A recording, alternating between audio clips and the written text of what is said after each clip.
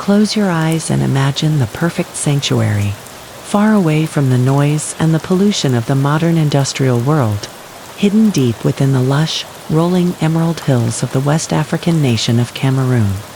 There lay a valley that seemed entirely untouched by time. The air here was not just clean, it was sweet, carrying the rich, earthy scent of fertile volcanic soil and the gentle fragrance of tropical wildflowers.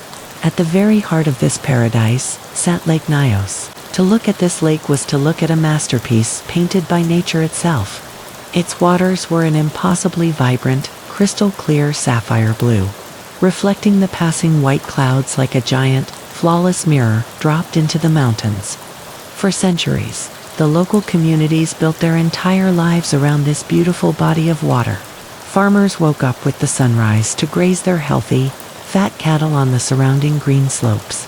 Children spent their afternoons running through the tall grass, their laughter echoing off the steep crater walls. Women gathered near the shorelines, weaving baskets and sharing stories passed down through generations. It was a place of absolute peace.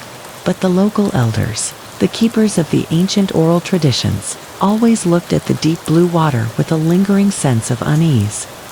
They passed down chilling legends about malevolent spirits, dark phantoms that lived deep beneath the surface of the lake.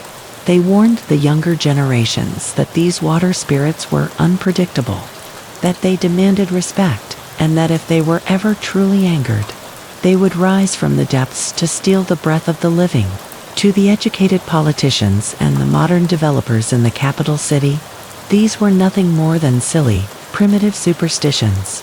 Just old campfire tales meant to keep mischievous children from swimming too far from the shore. But science, as we are about to see, often discovers that ancient myths are just terrifying realities dressed up in the language of magic. Because the elders were absolutely right. There was a monster sleeping at the bottom of Lake Nyos. It just was not a spirit of the dead. It was a spirit of the earth. To understand the invisible killer, we have to look beneath the surface, past the beautiful blue mirror, down into the crushing, lightless depths of the crater. Lake Nyos is not a normal lake. It is a volcanic crater lake, plunging over 680 feet deep into the crust of the earth. Because it sits in a warm tropical climate, the water in the lake is divided into strict, distinct layers that almost never mix. The top layer is warmed by the baking African sun, creating a comfortable, buoyant blanket. But the bottom layer is freezing cold, dark, and incredibly dense.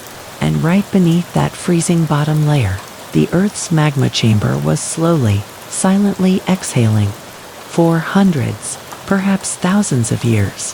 Volcanic vents at the bottom of the lake had been leaking pure carbon dioxide gas directly into the water. Normally, gas forms bubbles that float to the top and pop harmlessly into the air.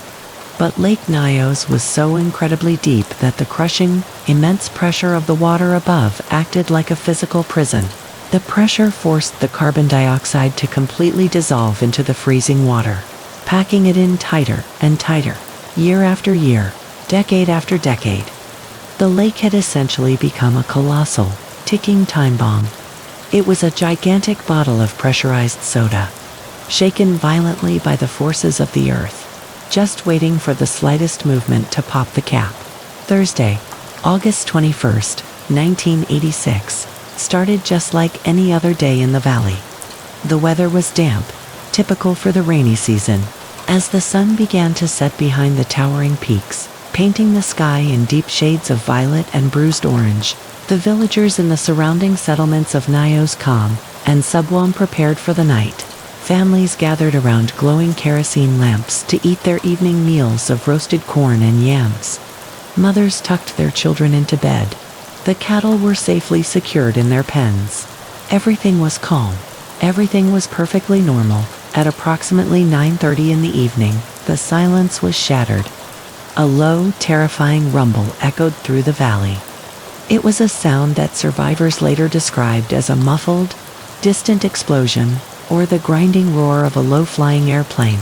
Scientists still debate what exactly pulled the trigger that night.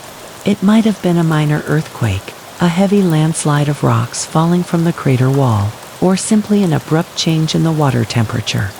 But whatever it was, it disrupted the delicate, fragile balance of the lake. The freezing bottom water, saturated with decades of trapped gas, was suddenly pushed upward, and as it rose, the pressure holding the gas in place completely vanished. The resulting eruption was apocalyptic. The lake violently exploded from the inside out.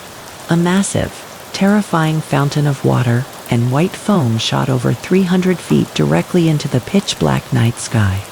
The sheer force of the eruption triggered a wave that slammed into the shoreline, ripping ancient massive trees out of the soil by their roots. But the water was not the true threat. Along with the water, the lake violently exhaled its ancient breath. In a matter of seconds, Lake Nyos released an estimated 1.2 cubic kilometers of pure carbon dioxide. To put that into perspective, it was a cloud of gas weighing over 300,000 tons, instantly materializing in the night air. If this had been hot volcanic smoke, it would have drifted up into the atmosphere and dispersed harmlessly. But carbon dioxide is significantly heavier than the oxygen we breathe. This meant the gas cloud did not go up. It stayed down. It clung tightly to the earth. It formed an invisible, suffocating blanket of death, measuring nearly 160 feet thick. And gravity pulled it, like a silent, ghostly avalanche.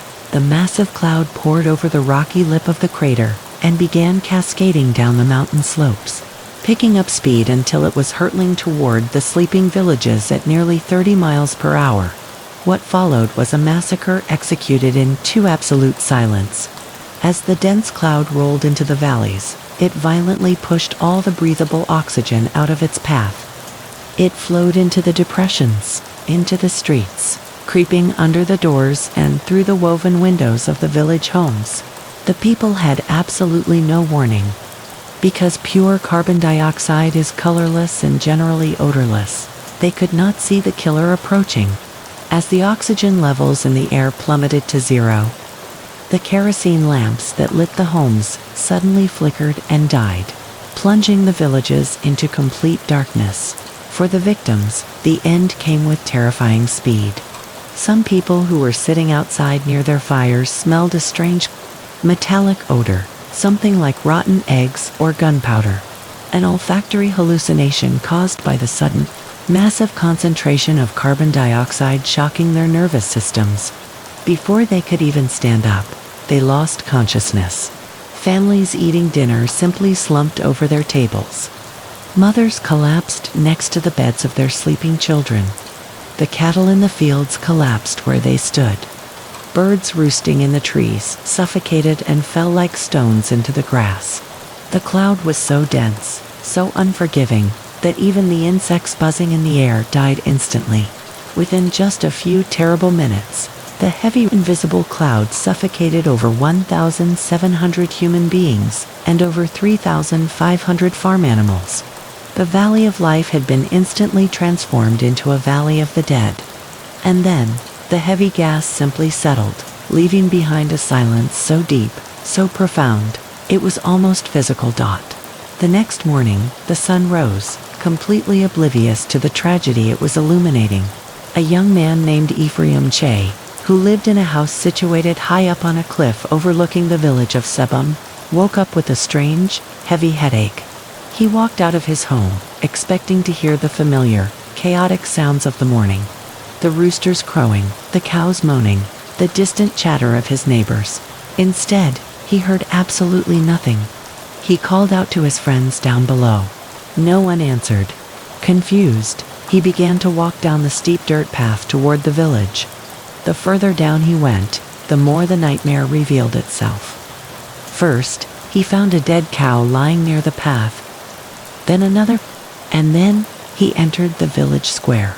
Every single person he knew, his friends, his extended family, the children he had played with just yesterday, lay completely motionless on the ground. Ephraim ran wildly from house to house, screaming for someone, anyone, to answer him.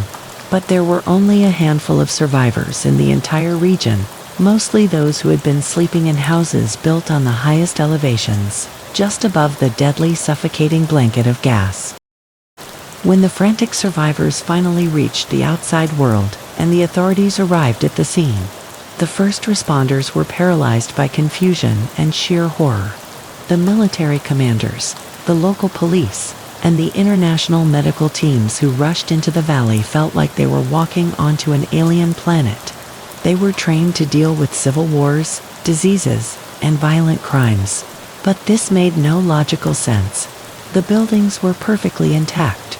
There were no bullet casings on the ground. There were no signs of a struggle, no blood, no visible trauma on any of the victims. The investigators were completely baffled. Was it a coordinated attack with a highly advanced, top-secret chemical weapon? Had a deadly, airborne hemorrhagic fever swept through the population in the middle of the night? Rumors began to spread wildly. Some whispered that foreign governments were testing neutron bombs.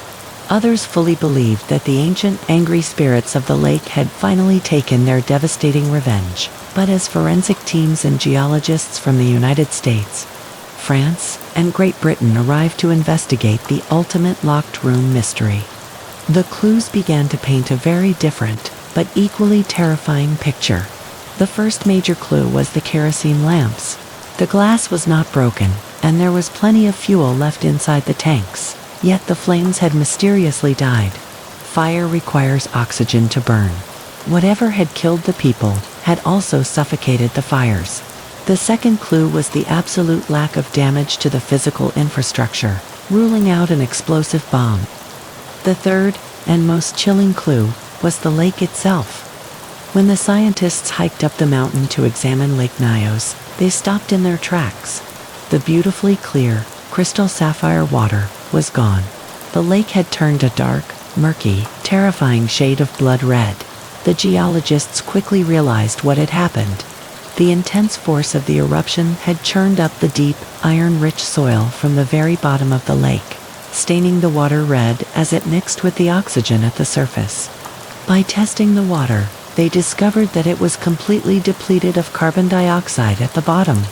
But the air immediately surrounding the crater still held dangerous levels of the gas. The pieces of the puzzle violently snapped together. It was a limnic eruption.